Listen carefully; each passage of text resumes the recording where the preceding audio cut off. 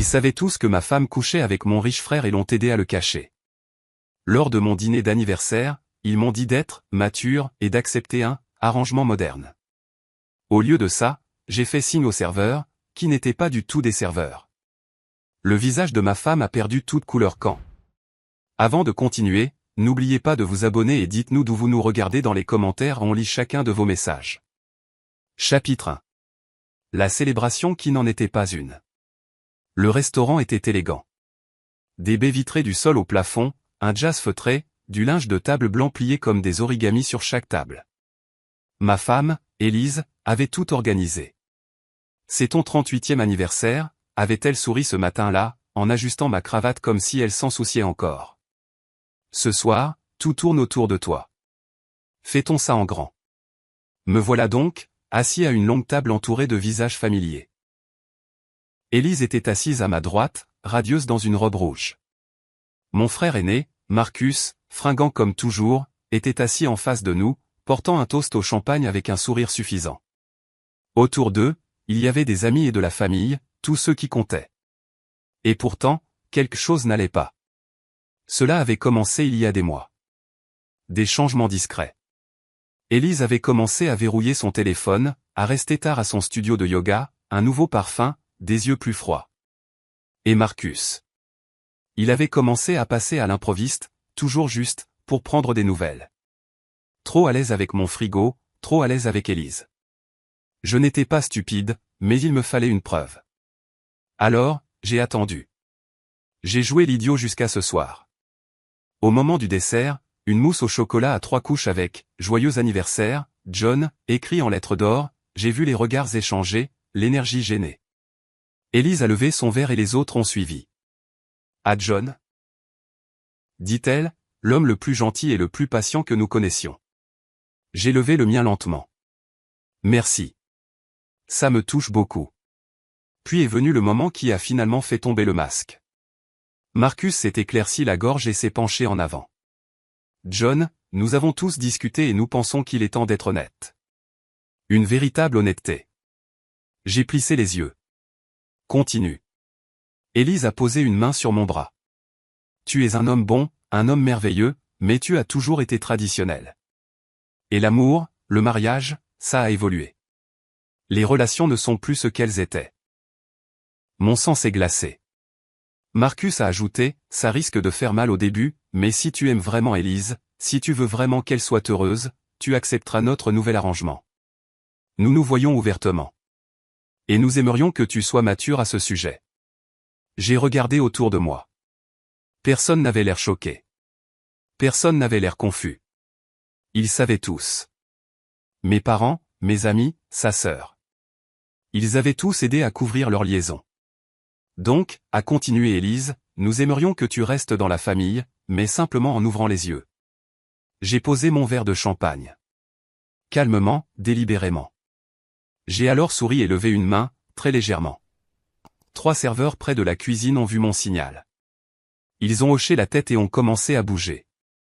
Mais ce n'étaient pas des serveurs, et le visage d'Élise a perdu toute couleur quand elle a vu qui ils étaient vraiment. Chapitre 2. Ce n'étaient pas des serveurs. L'ambiance de la salle a changé à la seconde où les serveurs se sont avancés. Fini leur sourire de service poli. Pas de carnet, pas de plateau, juste des costumes impeccables et des expressions plus dures.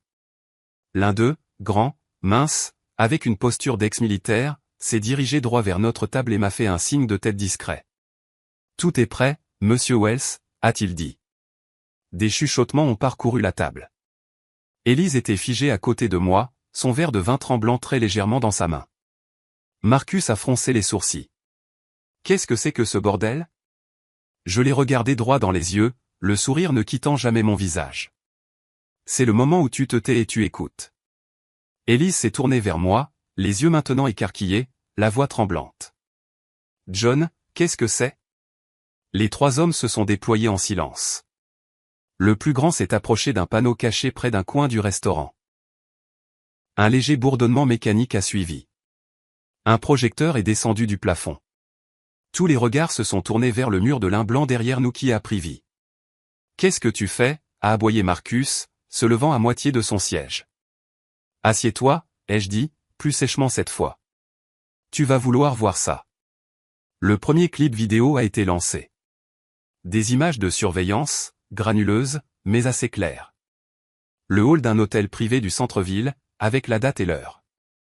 Marcus et Élise entrent main dans la main, riant, son manteau rouge, son sourire narquois inimitable. Ils se sont embrassés dans l'ascenseur. Ma mère a eu un hoquet de surprise. Le deuxième clip, le pantouse de Marcus, ma propre femme en lingerie que je lui avais acheté pour notre anniversaire, enroulée autour de lui sur le canapé. Puis le troisième, un enregistrement audio. La voix d'Élise, John est adorable, mais soyons honnêtes, il est prévisible, passif.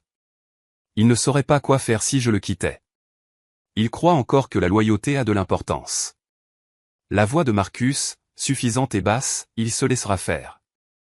Il le fait toujours. La salle était plongée dans un silence de mort. Élise a tendu la main vers mon bras comme s'il lui appartenait encore. John, s'il te plaît. Je ne le pensais pas comme ça. J'ai reculé. Ne me touche pas. Marcus s'est levé brusquement. Très bien. C'est ridicule. Tu as engagé de faux serveurs et quelques caméras. Quel est ton but ici, hein? Une humiliation publique? Je me suis levé lentement. Non, Marcus. Pas seulement une humiliation. J'ai mis la main dans la poche de ma veste et j'ai jeté une enveloppe sur la table. Elle a glissé parfaitement jusqu'à Élise. Elle l'a ouverte avec des doigts tremblants. À l'intérieur, les papiers du divorce, déjà signés par moi. Attachés, une copie du contrat de mariage, le sien, et une lettre de mon avocat. En raison d'une faute conjugale et d'une humiliation publique, tous les biens communs reviennent à Jonathan Wells. Élise Walker n'a droit à rien. Son visage est devenu livide. Tu as planifié ça, a-t-elle murmuré. Tout ce dîner. J'ai hoché la tête. Chaque seconde. Et au fait, ces hommes ne sont pas de simples serveurs. Ce sont des détectives privés, agréés. Tout ce qui est sur cet écran a été obtenu légalement. Je me suis tourné vers le reste de la table. À tous ceux qui savaient, qui les ont couverts, vous pouvez partir maintenant. Ne prenez pas la peine d'appeler. C'est fini entre nous. Et d'un coup, la table s'est vidée. Certains se sont levés, honteux, d'autres ont marmonné des excuses. Personne ne m'a regardé dans les yeux. Élise sanglotait maintenant. John, s'il te plaît, ne fais pas ça. Je me suis penché vers elle, ma voix froide et définitive. Tu n'as pas seulement brisé mon cœur. Tu as laissé tout le monde rire dans mon dos. Tu les as regardés m'humilier. Mais ce soir, c'est moi qui ai eu le dernier mot. Puis je me suis tourné pour partir. Et derrière moi, tout ce que j'ai entendu, c'est le silence. Le son d'un royaume qui s'effondre. Chapitre 3. Les retombées se propagent. Les gros titres sont tombés le lendemain matin. L'entrepreneur tech Jonathan Wells expose l'adultère de sa femme et de son frère lors de son dîner d'anniversaire. Les invités sous le choc. Le milliardaire Marcus Wells pris dans un scandale avec sa belle-sœur. Les investisseurs réagissent. Amour moderne ou trahison publique? Une vidéo virale déclenche l'indignation. Quelqu'un au restaurant avait fait fuiter les images du projecteur. Je m'en fichais. Que le monde entier voit. À midi, l'histoire était en tendance. Ma boîte de réception était inondée de messages de connaissances, de collègues, et même de journalistes me suppliant de faire une déclaration. Je n'en ai fait aucune. Je n'avais pas besoin de parler. Mon silence était le gros titre. Mais Élise, elle, perdait pied rapidement. J'ai reçu un message de sa sœur, qui n'était pas au courant et avait quitté le dîner en larmes. Elle n'arrête pas de m'appeler. Elle dit qu'elle ne peut pas dormir. Elle répète que tu lui as tendu un piège. Je lui ai répondu, non, j'ai juste exposé la vérité. Son compte Instagram, autrefois rempli de photos parfaites, de légendes soignées et de filtres coûteux, était maintenant vide. Chaque publication supprimée, chaque commentaire inondé de critiques. Marcus, pendant ce temps, avait de plus gros problèmes. Un de mes contacts au conseil d'administration de sa société d'investissement m'a transféré une note de service interne.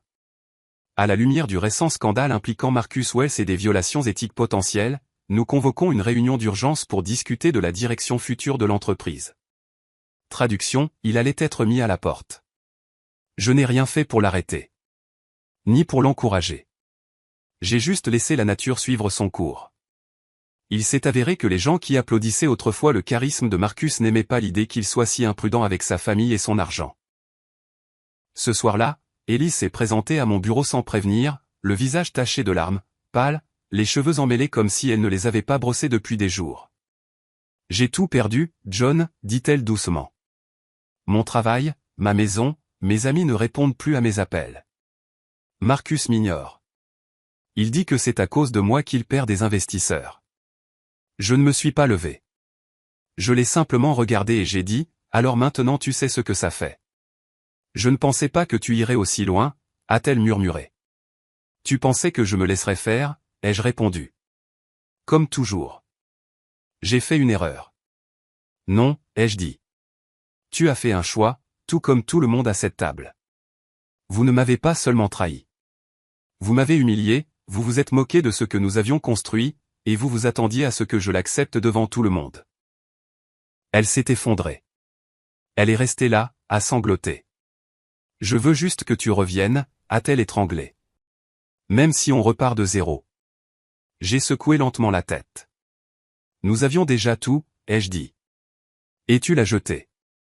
Elle est restée là une seconde de plus, puis s'est tournée pour partir. Je ne l'ai pas retenue. Parce que quand quelqu'un empoisonne votre vie si profondément, vous ne le poursuivez pas, vous le regardez partir. Chapitre 4. La coupe la plus silencieuse. 2 jours passèrent. Élise était partie, disparue des réseaux sociaux, probablement terrée quelque part, pensant les plaies de sa chute. J'ai appris par un ami commun qu'elle avait essayé de retourner vivre chez ses parents. Ils ont refusé. Et Marcus? Eh bien, Marcus a finalement agi. J'ai reçu l'email en milieu de matinée.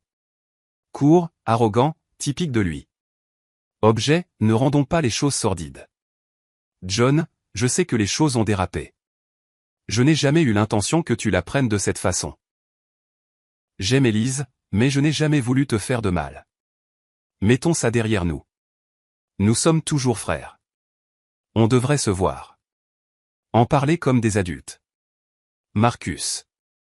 Je l'ai lu une fois, puis une autre. Plus lentement. Nous sommes toujours frères. C'est cette phrase qui m'a marqué. Le culot, le manque de remords, pas un seul, désolé, même pas une fausse humilité, juste une main polie tendue depuis les décombres qu'il avait lui-même allumés. Je n'ai pas répondu. À la place, j'ai envoyé un message à un avocat spécialisé en restructuration d'entreprise, à qui je n'avais pas parlé depuis des mois. Vous voyez, Marcus et moi ne partagions pas que le sang. Nous partagions un héritage. Notre défunt père avait laissé une fiducie, une société immobilière que nous codétenions à 50-50e. Mon silence pendant le scandale avait été stratégique. Mais maintenant, il était temps de tirer la dernière ficelle. En 48 heures, les documents juridiques étaient en place.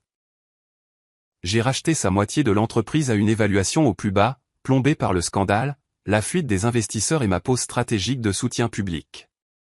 Il n'a pas eu d'autre choix que de vendre.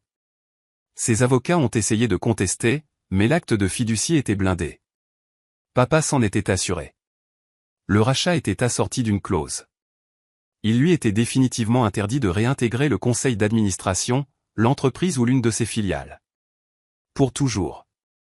Marcus n'a pas envoyé de mail après ça, mais il a essayé d'appeler une fois. J'ai laissé sonner, puis j'ai bloqué son numéro. Plus tard cette semaine-là, j'ai reçu un message d'un vieil ami de fac qui avait vu Marcus à un événement de réseautage. Le gars avait l'air d'un fantôme. Il a dit qu'il prenait du temps pour se concentrer sur lui-même. Personne ne voulait s'associer avec lui. La moitié de la salle est partie dès qu'il est arrivé. J'ai fixé le message pendant un moment, puis j'ai souri.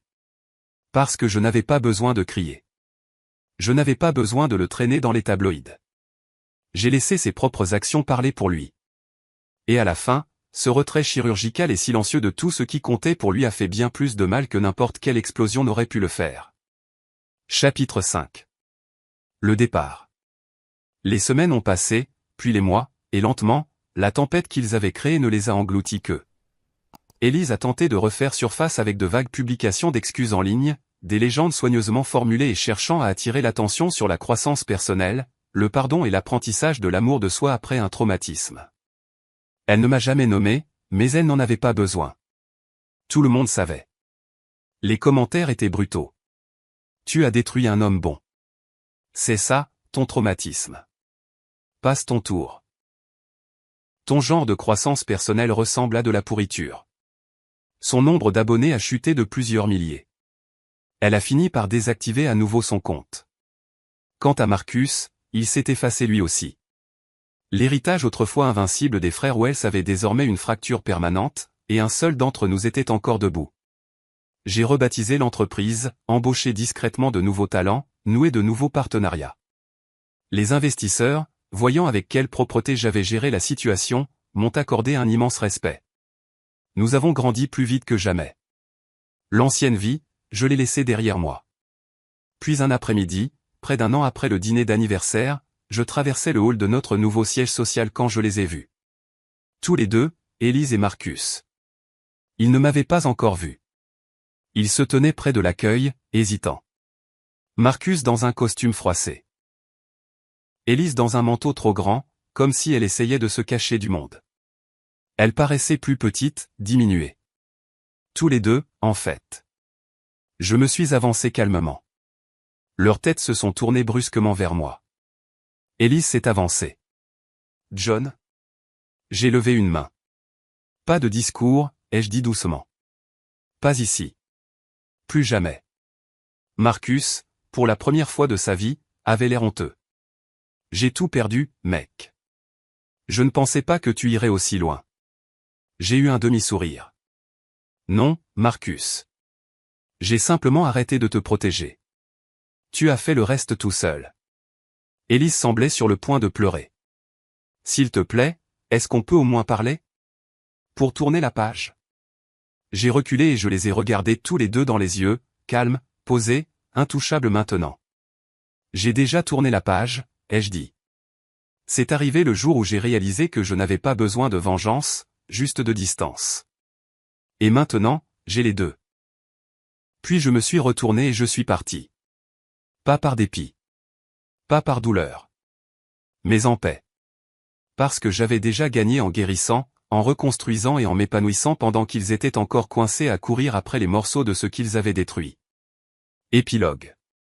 J'ai fêté mon anniversaire suivant entouré de gens qui tenaient vraiment à moi, de nouveaux amis, des partenaires de confiance, une nouvelle femme dans ma vie qui me respectait avec une force tranquille et une loyauté sans faille. Pas de drame, pas de trahison, pas de mensonge. Juste un dîner aux chandelles, des rires qui ne cachaient aucun secret, et un avenir que je ne craignais plus. Car à la fin, la vengeance la plus satisfaisante est de vivre une vie dont ils ne sont plus invités à être les témoins. Cette vengeance était-elle parfaitement justifiée? Dites-nous ce que vous auriez fait dans les commentaires ci-dessous. Aimez cette histoire, partagez-la avec quelqu'un qui a besoin de cette énergie, et abonnez-vous pour plus de récits stupéfiants de trahison et de justice. Car ici, tout mensonge se paie, et toute trahison a ses conséquences. Restez vifs, restez forts, et restez à l'écoute.